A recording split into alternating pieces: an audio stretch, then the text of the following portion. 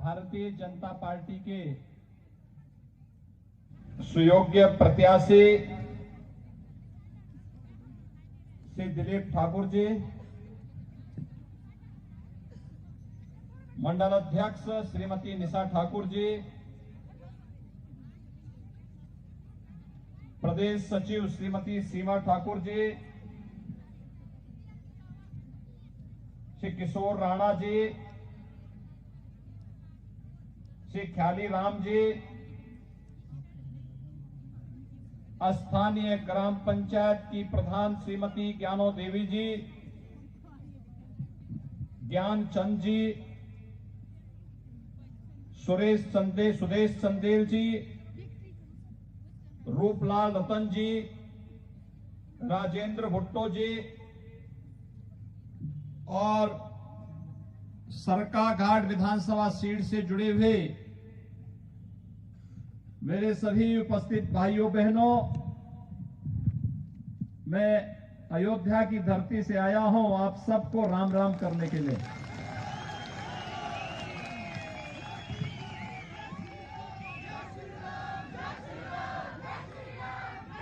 कितना सुखद संजोग है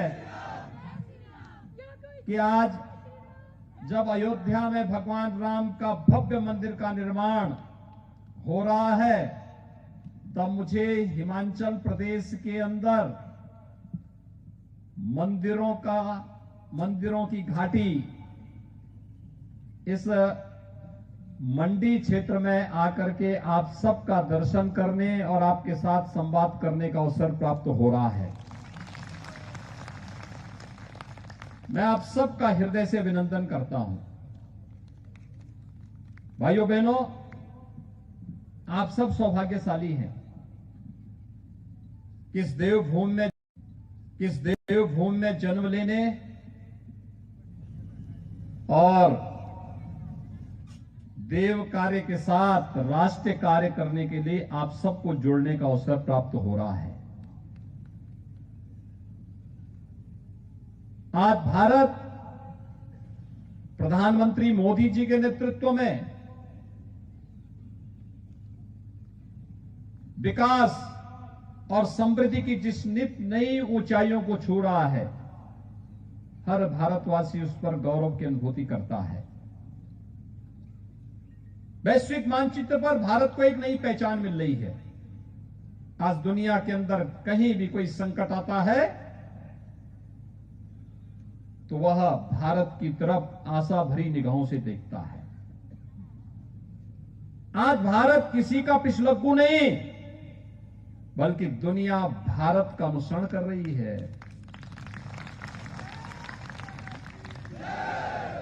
वैश्विक मंच पर भारत के परंपरा को मिल रही मान्यता इस बात का उदाहरण है। जब प्रधानमंत्री मोदी जी दुनिया में जाते हैं और वहां के किसी राष्ट्राध्यक्ष को हिमाचल की टोपी भेंट करते हैं, तो हिमाचल प्रदेश वासी गौरवान्वित महसूस करता है कि देखिए हमारी पहचान को दुनिया के सामने प्रस्तुत कर रहे हैं प्रधानमंत्री मोदी जी। वैश्विक मंच पर जाकर जब प्रधानमंत्री मोदी जी कोई बात कहते हैं, पूरी दुनिया उनकी बात को बड़ी गौर के साथ सुनती है।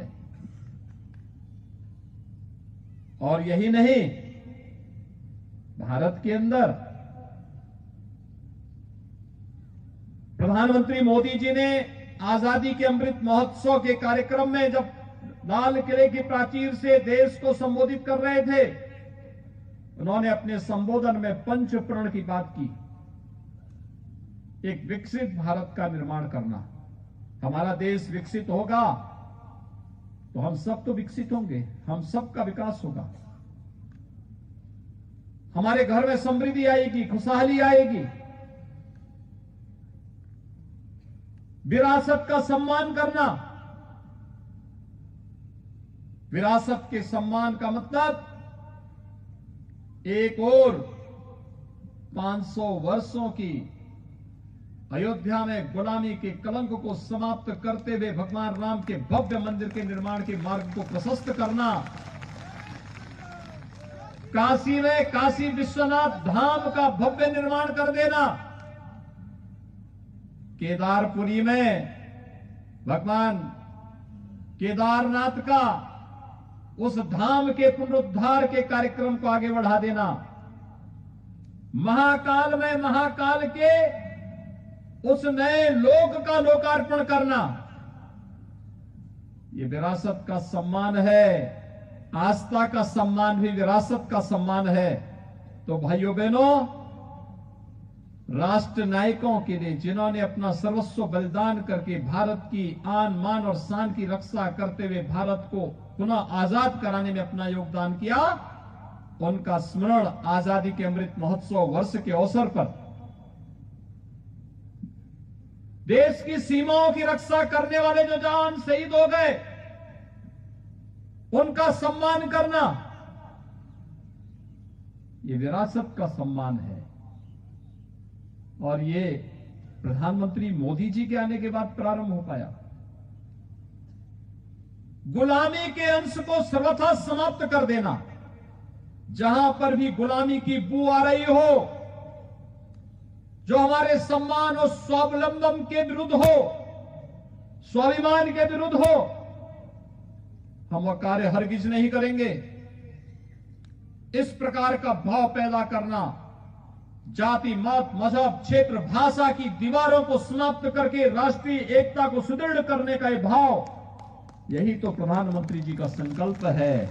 और हमें प्रसन्नता है श्री जयराम ठाकुर जी के नेतृत्व में विगत 5 वर्षों से हिमाचल प्रदेश के अंदर सरकार बखूबी पूरी मजबूती के साथ यहां के हिमालय की जैसे यहां के पहाड़ों जैसी दृढ़ता के साथ, लेकिन आम जनमानस के प्रति यहां से मिलने वाली नदियों के मीठे पानी की तरह संवेदनशील व्यवहार करना, और यही तो हिमाचल प्रदेश की पहचान बन चुकी है। हर तबके के इसके लिए कार्य हो रहा है। एम्स बन रहे हैं, आईआईटी बन रही है, आईएम आ रहा है, मेडिकल कॉलेजेस की श्रृंखला प्रारंभ हो गई है। कोरोना कालखंड में आपने देखा होगा, कोरोना कालखंड में भाइयों बहनों, फ्री में टेस्ट, फ्री में उपचार, फ्री में वैक्सीन भी, और गरीबों के लिए फ्री में राशन भी। ये जितनी बातें मैं कह रहा हूं, क्या आपको लगता है कांग्रेस होती तो क्या ये कर पाती? कर पाती? कांग्रेस को 55 से 70 वर्षों तक देश के अंदर शासन करने का अवसर प्राप्त हुआ था, और अगर वह चाहती तो भाइयों बहनों, हिमाचल प्रदेश के हर जनपद में एक मेडिकल कॉलेज बन गया होता। उन्होंने नहीं बनाया, लेकिन डबल इंजन की सरकार बना रही है।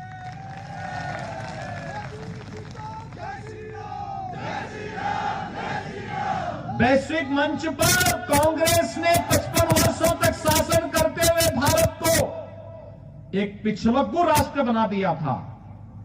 आज हमारा देश पिछलग्गू नहीं, नेतृत्वकर्ता के रूप में प्रधानमंत्री मोदी जी के नेतृत्व में काम कर रहा है। कांग्रेस ने 55 वर्ष के अपने शासनकाल में अन्नदाता किसानों के लिए कुछ नहीं किया। आज तो अन्नदाता किसानों के लिए प्रधानमंत्री किसान सम्मान निधि का लाभ भी दिया जा रहा है। 10 लाख किसान तो अकेले हिमाचल प्रदेश में इस सुविधा का लाभ प्राप्त कर रहे हैं। गरीबों के लिए उपचार की कोई व्यवस्था नहीं की। प्रधानमंत्री मोदी जी ने भी और श्री जयराम ठाकुर जी ने भी आयुष्मान भारत और हिम केयर के नाम पर भी यहां के लोगों को 5 लाख रुपए सालाना स्वास्थ्य बीमा का कवर दे दिया। अच्छी शिक्षा, अभी मैं आ रहा था, श्री दिलीप ठाकुर जी में बता रहे थे, ये हमारा यहां का डिग्री कॉलेज है, कितना भव्य बिल्डिंग बनी हुई है। भाइयों बहनों, शिक्षा के केंद्र एक पहचान देते हैं। स्वास्थ्य के केंद्र एक पहचान देते हैं, नौजवानों के लिए रोजगार और नौकरी की सुविधाएं हो। 10 लाख अग्निवीर की भर्ती प्रारंभ हुई है और हिमाचल ने उसकी शुरुआत की। 10 लाख नए नौजवानों को सरकारी नौकरी देने का कार्यक्रम प्रारंभ हुआ है। भाइयों बहनों, यह कार्य इसलिए हो पा रहा है क्योंकि समान विचारधारा की सरकार है। एक समान विचारधारा केंद्र में मोदी जी के नेतृत्व में, हिमाचल में जयराम ठाकुर जी के नेतृत्व में। और भाइयों बहनों, हिमाचल प्रदेश का तो एक सौभाग्य है कि भारतीय जनता पार्टी के राष्ट्रीय अध्यक्ष जी भी और केंद्र सरकार के सबसे युवा मंत्री भी हिमाचल प्रदेश से ही आते हैं। माननीय श्री जेपी नड्डा जी और माननीय श्री अनुराग ठाकुर जी भी हिमाचल प्रदेश का ही नेतृत्व, हिमाचल प्रदेश से देश का नेतृत्व कर रहे हैं। तो श्री दिलीप ठाकुर का भी चुनाव जीतना उतना ही महत्वपूर्ण है। भाइयों बहनों, इस प्रकार का कार्यकर्ता मिलना बहुत कठिन है जी। इस प्रकार का कार्यकर्ता मिलना कठिन है। 32 वर्ष से जो कार्यकर्ता केवल संगठन के लिए, मातृभूमि के लिए, विचारधारा के लिए कार्य कर रहा हो, जिन्होंने कार्यकर्ताओं के लिए सरकाघाट विधानसभा सीट के लिए, इस जनपद के लिए अपने परिवार की भी चिंता नहीं की, परिवार को की चिंता न करके पूरे जनपद की चिंता करते रहे। पत्नी चल बसी, लेकिन तब भी अपने संकल्पों से हटे नहीं। और भाइयों बहनों, यही भारतीय जनता पार्टी है। हमने यही संकल्प भारतीय जनता पार्टी में यही सीखा है। अपने लिए नहीं, देश के लिए जिएंगे, पार्टी के लिए कार्य करेंगे, पार्टी को सेवा का माध्यम बनाएंगे। और यह आदर्श उदाहरण श्री दिलीप ठाकुर ने मंडी जनपद में प्रस्तुत किया है और इसलिए भारतीय जनता पार्टी नेतृत्व ने सरकाघाट विधानसभा सीट पर उन्हें अपना प्रत्याशी बनाया है। भाइयों बहनों, हमारी अपील होगी कर्नल इंद्र सिंह जी से भी कि उनको आशीर्वाद देना चाहिए अपने इस बच्चे को।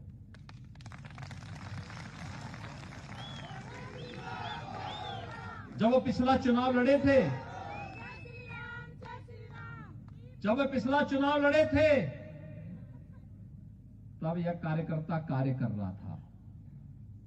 आज एक नए कार्यकर्ता को मौका मिला है और पार्टी की व्यवस्था के अंतर्गत अगर वह पार्टी के कार्यकर्ताओं के साथ मिलकर के कार्य करते हैं तो उनका राजनीतिक जीवन स्वयं में बहुत यशस्वी बन जाएगा। और मुझे लगता है इस दिशा में हर एक कार्यकर्ता को लगना होगा। भाइयों बहनों, मैं आप सबके उत्साह के लिए आपका अभिनंदन करता हूं। मैं तो आप सबसे एक बात कहने के लिए आया हूं, हिमाचल प्रदेश में डबल इंजन की सरकार जिस मजबूती के साथ कार्य कर रही है, ये इसलिए संभव हो पा रहा है क्योंकि यहां पर भारतीय जनता पार्टी की सरकार है। विकास यहां पे बुलेट की रफ्तार से तेजी के साथ आगे बढ़ रही है। विकास की जो भी अपेक्षा हिमाचल प्रदेश की है वो आज पूरा हो रही है। एक एक कार्य पूरा हो रहा है। हर क्षेत्र का समग्र विकास की कार्य योजना आगे बढ़ रही है। कहीं हाईवे बन रहे हैं, कहीं डैम बन रहे हैं, कहीं मंदिरों का पुनरुद्धार हो रहा है, कहीं नदियों को चैनलाइज किया जा रहा है, कहीं जल जीवन मिशन के अंतर्गत पेयजल की सुविधा दी जा रही है, कहीं वृद्धजनों को पेंशन की सुविधा दी जा रही है, कहीं निराश्रित महिलाओं को, कहीं पर दिव्यांगजनों को, कोई भी वंचित नहीं है। और प्रकृति के बीच में रहने वाला व्यक्ति तो अपने को कभी वंचित मान ही नहीं सकता। प्रकृति का इतना चौपार हिमाचल प्रदेश के रूप में देवभूमि के लिए आपके लिए प्राप्त हुआ है। हम सबको इस पर गौरव की अनुभूति करनी चाहिए। और मैं आप सबसे अपील करूंगा कि भाइयों बहनों, इस शांति को बनाए रखने के लिए, विकास के लिए शांति आवश्यक है। खासतौर पर इसलिए यहां पर मैं देख रहा हूं उत्तर प्रदेश के भी हमारे काफी भाई बहन यहां पर उपस्थित हुए हैं, काफी बड़ी संख्या में। और वे सब जानते हैं कि उत्तर प्रदेश में जब हम लोग माफियाओं के खिलाफ कार्रवाई करते हैं ना, तो वे इधर उधर कहीं ठोर ठिकाना ढूंढते हैं। और ऐसा ना हो कि कोई चूक हो जाए और फिर हिमाचल प्रदेश को अपना वो बना ले। उत्तर प्रदेश में तो नहीं आ सकते। उत्तर प्रदेश में हर प्रकार के माफियाओं के लिए रास्ते बंद कर दिए गए हैं। किसी प्रकार की समाज विरोधी, राष्ट्र विरोधी गतिविधि वहां नहीं पनप सकती। गरीबों का शोषण वहां पर कोई नहीं कर सकता। वहां पर तो अब विकास की डबल इंजन की सरकार भी उत्तर प्रदेश के अंदर तेजी के साथ आगे बढ़ रही है। कहीं पर अयोध्या में भगवान राम के भव्य मंदिर के निर्माण का कार्य चल रहा है, कहीं काशी विश्वनाथ धाम एक बार फिर से अपने वैभव को आगे बढ़ा रहा है। मथुरा वृंदावन में भी भगवान कृष्ण की जन्मभूमि और लीला भूमि में एक नई भव्यता आ रही है। प्रयागराज कुंभ की भूमि फिर से हम सबको अपनी ओर लालायित कर रही है।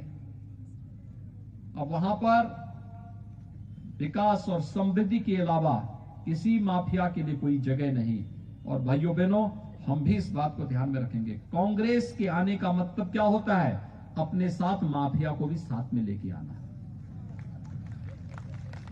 कांग्रेस का मतलब माफिया को, कांग्रेस का मतलब भ्रष्टाचार को, कांग्रेस का मतलब करप्शन को, ये साथ में लेके, चोली दामन का संबंध है इनमें, छूट ही नहीं सकता। एक साथ लेकर के चलेंगे और कभी उससे मुक्त नहीं हो सकते,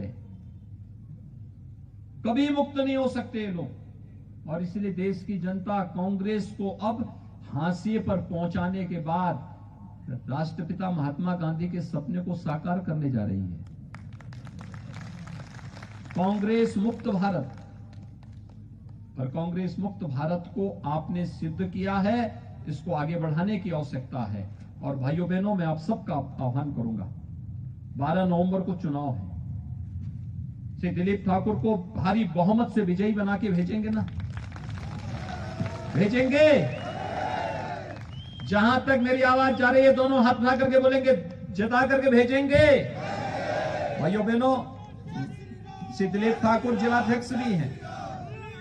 अन्य सीटों पे भी प्रबंधन के लिए उनको मार्गदर्शन देना पड़ता होगा। हो सकता है घर घर न जा पाए चुनाव के दौरान। आप में से हर भाई बहन को उनका प्रतिनिधि बन करके घर घर जाना होगा। हर मतदाता को मतदान करने के लिए प्रेरित करना होगा। कर पाएंगे? करेंगे? 12 नवंबर को जब चुनाव होगा तो सर्वत्र कमल ही कमल खिलता हुआ दिखाई देगा ना सभी ओर। हम विश्वास करके चलें, मैं मान करके चलूं कि 12 नवंबर के बाद जब 8 दिसंबर को मतगणना होगी तो हिमाचल प्रदेश में फिर से कमल पर, यहां पर कमल ही कमल नजर आता दिखाई देगा। विश्वास के साथ कह सकते हैं ना? तो फिर मेरे साथ आप बोलेंगे, भारत माता की, भारत माता की, भारत माता की जय श्री राम, जय जय श्री राम।